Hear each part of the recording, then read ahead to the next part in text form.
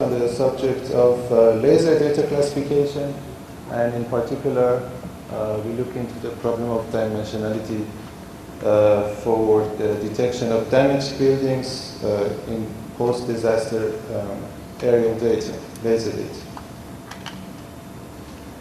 These images show parts of Port-au-Prince, the capital of Haiti, after the earthquake of 2010.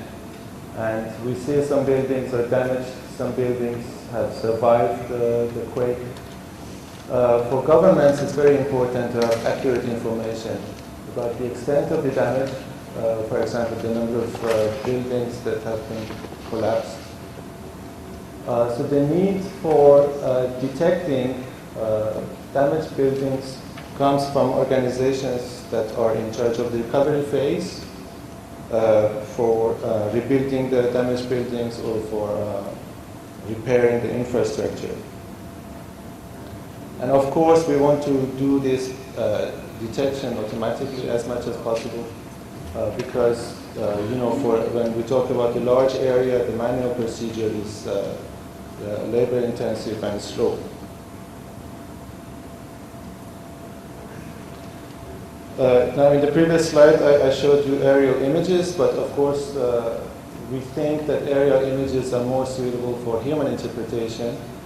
You look at an image, and almost without any effort, you can recognize what buildings are. Maybe Norman doesn't agree with me, but I think it's easier for a human interpreter to look at an image and recognize buildings, the damaged ones and the intact ones, comparing to when you look at the laser data, like here. But we think for a computer, for an automatic classification algorithm, laser data are more suitable because they provide a more accurate representation of geometry, and we can therefore expect to have a more accurate classification. So this is simply the method, the different steps of the method that we use to start with the segmentation, feature extraction per segment, classification, and evaluation. I am myself a critic of this old, not old-fashioned, but the conventional segmentation classification approach. But in this particular case that we talk about laser scanning data of buildings, segmentation algorithms perform quite well. So the assumption is that we have, after you do a segmentation of laser scanning data, intact buildings show up as large planar segments, and damaged roofs, rubble basically appears as many small segments. So basically this gives us an idea of the features that we can use for classification, the segment size, planarity, but also other features like the orientation, height over the terrain, and so on and so forth. Now the challenge in this method is, in this step, feature extraction, because we have what is commonly known as a dimensionality problem. When we extract features, in laser data, basically, we don't know exactly what features are relevant. We think we know, but in practice, the classification results determine what features are relevant. So what we usually tend to do is to extract as many features as possible to compensate for our lack of knowledge about relevant features. Now, when you have more features, you need more training samples to sufficiently train your classifier, but training samples are difficult to extract in laser scanning data simply because it's difficult to interpret which roofs are intact, which roofs are basically rubble or collapse. So this is basically, it leads to a dimensionality problem. You have too many features and they are not all relevant. And you don't have enough training samples to train the classifier. Another related problem is the classifier complexity, how complex it should be. we think sometimes that the more complex classifiers perform better when you have a complex pattern, but this is a question mark, and as we will see later, this is not always the case. So this is an example of classifier complexity. The simplest case is a linear classifier. It's basically a linear decision function between two classes. This is a quadratic decision function that's basically a maximum likelihood classifier. And this is a more complex classifier that can take any complex shape. And in this case, it's a nearest neighbor classifier. And these three are basically, I've used these three classifiers as a representative of classifier complexity.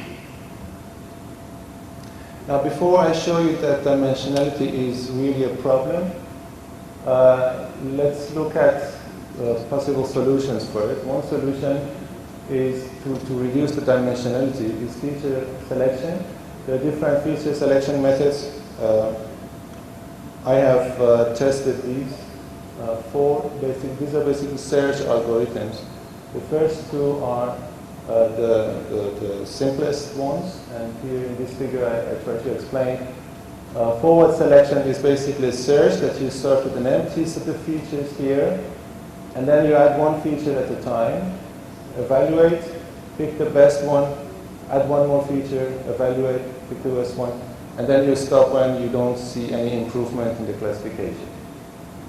Backward elimination is the opposite. You start with a full set of features, remove one feature at a time, look at the classification error, and again remove one feature, look at the classification error, and then you stop when the error doesn't decrease anymore.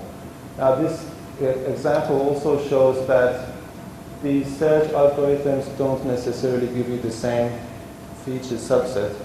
So here you see the forward selection gives you this one with 14% error, and then backward gives you this one with 17. So they don't necessarily give you the optimal subset. But this branch and bound technique has a backtracking mechanism that can give you the global optimum under certain conditions. Another method for dimensionality reduction is to map your features to reduce dimensions. One method that is commonly known is principal component analysis. That's basically a transformation of the patterns into a new coordinate system in which the axes are in the direction of the maximum and minimum variation of the data. So if you have, for example, 10 features here, you only have 2 features, just to visualize this. But if you have, for example, 10 features, you can calculate the principal component and then pick the first 3 or 4 or whatever. So that's the principal component analysis. Another method is another mapping is the LDA mapping, or linear discriminant analysis, in which we seek a linear mapping or a line that when you map your features to that line, you basically maximize the interclass distance between your patterns. Now, when you have 2 classes, that would be a line, but in general, it's a hyperplane. So if you have more features and more classes, that's a linear function, but like a hyperplane. So this is for the experiments. That's the data set that we have used. That's airborne laser scanning data of the Port-au-Prince with the average point density of 3 points per square meter. The segmentation algorithm was run to extract planar surfaces, and then per segment we extracted these features. So the 12 features in total, including, for example, the number of points per segment. That's the size of the segment if you have a homogeneous density. The RMS of the plane fitting residuals, that shows the planarity. The slope, orientation, the ratio of plane fitting outliers, height over the DTM, and so on and so forth. Then the training and test segments were collected only on buildings, so we don't deal with the classification of vegetation or cars or trees, etc. Only buildings. And we only consider two classes, damaged roofs and intact roofs. This is the first test to show the dimensionality problem. And it's very interesting that here on the horizontal axis we see the features that we have added to the classifier, and they are sorted based on their Fisher distance, or like Mahalanobis distance. And here we see the classification error. So this black curve is when we use all our training samples, around 300, and what you see here is that the classification error here starts decreasing when you insert the features until here. But the last 6 features actually don't really contribute to the classification performance. So here you see the classification error is almost the same. And this is even more interesting. The blue curve is when you only use 50 training samples. Then these weaker features at the end, the last features, they actually worsen the classification performance. So you see the error actually increases after this point. So that's basically showing that when you have too many features and you don't know if they are relevant and how they are relevant, then you might actually deteriorate the classification performance. This is a test to see how many training samples in the end is necessary. And this black curve shows the training error, and this is the test error. And if you look at here, about 100 samples, we see the difference between the test error and the training error is almost small, and keeps almost constant when you increase the training sample. So you need at least 100 samples when all the features are used in the classifier. Now this is the result of using principal components of features, inserted features. Again, this horizontal axis shows the principal components from 1 to 12. And this is the classification error on the vertical axis. The black curve is the linear classifier, so basically the least complex classifier.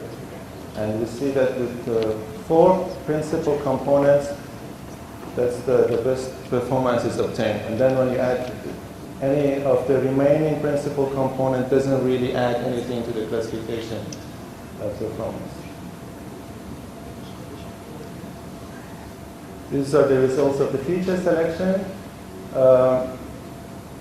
Basically, first we see that there is no global optimal subset. These search methods don't give you the same result, but we can see some patterns. For example, these features, feature 1, number of points per segment, 3 ratio of plane fitting outliers, mean height above DTM, and ratio of points located near unsegmented point. These 4 features appear more frequently in the search results.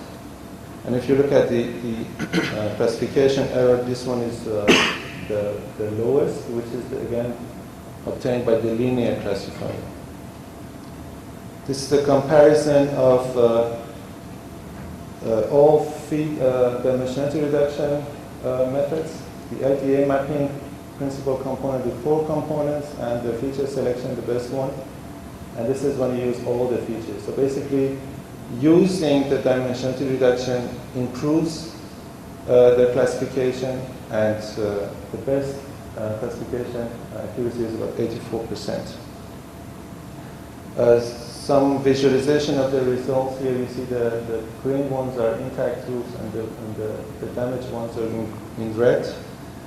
In some places, in most places, the classification is accurate, but there are some cases where damaged roofs are actually large segments, so that violates our assumption, and that's where we have error, classification error also in this case. So this takes me to my conclusions. Basically, The first conclusion is that dimensionality can be a real problem when you have weak features in your classifier and you don't have enough training samples. Then you have to deal with dimensionality. And dimensionality reduction is basically useful. It can improve the results. But the least complex classifiers work better when this ratio of features, ratio of training samples over your features is small. And some recommendations for future work for us is to maybe increase the number of classes, because now we see a confusion between partly damaged and rubble, and also to classify with local surface descriptors instead of segments, because we saw the errors are basically where we have big segments, but they are partly damaged. Thank you very much.